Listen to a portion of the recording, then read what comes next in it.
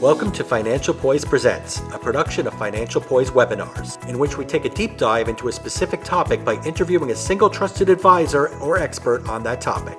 My name is Carrie Miller, and I'm the managing editor of Financial Poise. With us today is Jules Martin Haas. Jules Haas is an experienced trust and estates attorney with vast experience in helping clients with their estate planning and helping their heirs and beneficiaries upon his clients' passing. He's here to talk to us today about important considerations in the preparation of your will. We've sort of come a long way today in thinking about various aspects and our assets and what laws might control our will and whether we even need a will. But now we're at the point where we say, okay, let's sit down, let's actually, write this thing. Let's do this will. So what you need to think about, again, in the context of this whole process, is what is my will going to say? What do you want to do? So the first thing everybody thinks about is, who are my beneficiaries? Who do I want to benefit by this will? And sometimes that's very easy. You could say, well, I'm going to leave everything to my wife. She's not around, to my kids. End the story. That's good for some people. Other people, it's not as easy. And they may have a whole list of people that they want to benefit in different ways. It's something that not everyone has, an idea about right at the get-go. They sometimes have to think about that. And it can be relatives, it can be friends, it can be charities. If you can think about it, it can be a whole slew of places that you may want to write your will provisions concerning. So when you're thinking about your beneficiaries, it's easy to sort of think, well, there's my beneficiary. I'm going to do this. I'm going to give it to them. No problem. But you really need to sort of step back a little and think about the beneficiary. Who is this beneficiary? And if I give them this asset, is this the right thing to do? And how should I do it? So let's look at this in the context of a couple of examples. Let's say that one of your beneficiaries is a child or another person who may have some sort of government benefit that they're receiving. This could be Medicaid, it could be Social Security disability, or something along those lines. If they receive a bequest from your estate, $10,000, $20,000, whatever it may be, this would interfere with their government benefits to the extent that it would disqualify them. And the last thing you're looking to do in planning your estate is to create a situation that makes the life of the beneficiary more unpleasant than if they didn't receive the bequest at all. So you want to think about what impact this may have on them. So if you're going to give money, let's say, to a person who's receiving government benefits, you may want to think about creating what we call a supplemental needs trust in your will. And a supplemental needs trust, an SNT for short, means that you can put money in a trust. It's held by a trustee who has full discretion, and then it can ultimately be paid to this person or for the benefit of this person without interfering with their government benefits. So that's a very important thing. You have to think about that. So let's think about some other examples on a very basic level. Let's say you wanted to write a will and leave something to parents. Well, again, parents, it's an older generation. By leaving something to them, it may interfere or impact their estate plan. Also, the parent may very well, have some health problems, or it may be concerned about that in the future. And again, you don't want to put money into their estate that might impact their ability to receive government benefits or some other types of subsidies by filling up their estate with dollars of financial assets that might adversely affect their situation. Also, there may be beneficiaries that have other life issues. They may be going through a divorce. They may have financial problems. They may have lawsuits against them. So you want to think about what's going on, because you don't do put money into the name of a person when that person, from their own perspective, may say the last thing in the world they want to receive are dollars. So you can have this conversation with them, but you should take a look at the beneficiary's situation when you're doing this. Another issue, and you'll see, we're talking here, we have slide number 4 up, which I'm referring to. We have alternate beneficiaries. So when you do your beneficiary designations, you want to think about, well, I'm leaving money to X person, but what happens if that person's not alive? We want an alternate beneficiary, because if you don't do that, you're not going to be able to control necessarily where that asset goes, or it's going to be controlled by provisions of your will that don't necessarily put it in a place you want it to be. So in a simple case, you'd say, leave $10,000 to my friend Joan, and if Joan isn't alive, then I'm going to leave it to Joan's child, Joan's son, so-and-so. So this way you're able to benefit Joan in a way that she would have done if she was alive, because you cared a lot about her and you're sending it down to her family. Again, it's a matter of you being able to control what's going on in your will. So sometimes it's easy to think about this, within that context. I will say that many times when I sit down with clients and we talk about their estate plan, I'll say, fine, who's your alternate beneficiary? And they'll say, wow, I didn't really think about that. That's something that's a little harder for me to decide where it's going to go. So again, another consideration.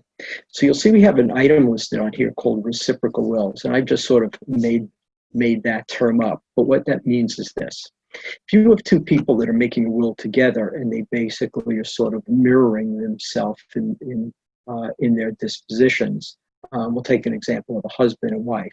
You say the husband and wife, they both leave their estates to each other. What's the alternate beneficiary in their estates? Well, when one of those individuals dies, the entire assets of both of them end up in the estate of the last to die. And when that person dies, right, if they have a will that says, I leave everything to that person's family, then in effect, the first spouse to die's family would have been cut out of their combined estates. So again, it's a consideration. A lot of times what will happen is we'll say, I leave everything to my husband, I'll leave everything to my wife. If nobody's there, then it goes to a group of people that could be made up of, let's say, a combination of family members from both sides. So both sides of the family can be benefited equally at the end of the day. Now, you don't have to do that. It's just a consideration, and it's just important for people to understand that when they're doing their wills and doing their plan, what the outcome is of what they're saying. So again, it's, as they say, food for thought, and then people can ultimately decide what they want to do when they're doing their plan. The next category that we have is what type of bequests, and it could be a specific bequest, such as I leave $10,000 to so-and-so, I leave my house to so-and-so. I leave my diamond ring to so-and-so. And again, you can make all of these specific bequests in the will and benefit people with particular items. You can also do bequests in a more general way, which is very often done in what we call a residuary clause, the ending part where you say leave everything, the rest so-and-so, and you have a number of people.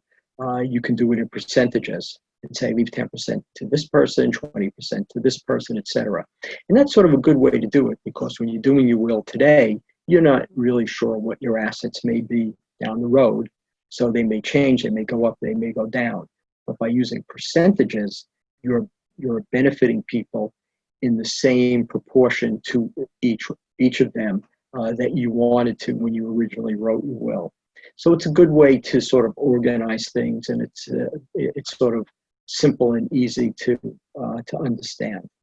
You see that we have an item called trusts, and under that, there are trusts you can create for minors, supplemental needs trusts, which we spoke a bit about. And, particularly with the younger individuals, parents that have young children, if someone's under 18, they don't have the ability to own property in their own right. So you can't really give anything to them. A guardian would have to hold that property for them. So you can create a trust in your will and say, I give, X to my trustees and trust for my children to hold until they reach age, 21. And at that point, they get half of the property. And then when they hit 24, they get the rest of the property. You can make up any numbers that you like, and you can put, basic provisions in for the money to be, held for them and used for their benefit. And the trustee has discretion to pay money for them.